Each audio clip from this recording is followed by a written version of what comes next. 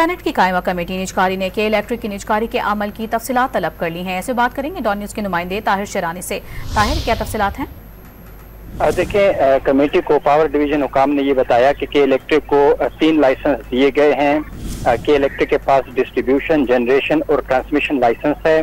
Power division हुकाम ने कहा कि इन डिस्कोस की निजकारी में सिर्फ डिस्ट्रीब्यूशन वो देंगे और जनरेशन और ट्रांसमिशन हुकूमत अपने पास रखेगी।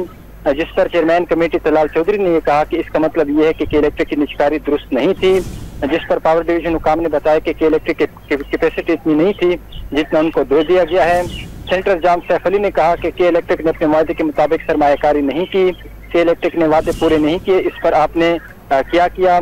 तो बाद में फिर कमेटी की जानिब से के इलेक्ट्रिक की निजकारी के अमल की तफसीलात तलब की गई। कमेटी को पावर डिवीजन हुकाम की जानिब से डिस्कोस की जो निजकारी है उस हवाले से ब्रीफिंग दी गई और कमेटी को पावर डिवीजन हुकाम ने कहा कि डिस्कोस की निजकारी के लिए फाइनेंशियल एडवाइजर का प्रोसेस जल्द शुरू होगा, क्योंकि वफाकी हुकूमत का ये प्लान है कि जो 11 में से 9 सरकारी बिजली तकसीमकार कंपनियां हैं उनकी निजकारी की जाए और पहले मरहले में फैसलाबाद, इस्लामाबाद और गुजरांवाला इलेक्ट्रिक सप्लाई कंपनीज की निजकारी की जाएगी।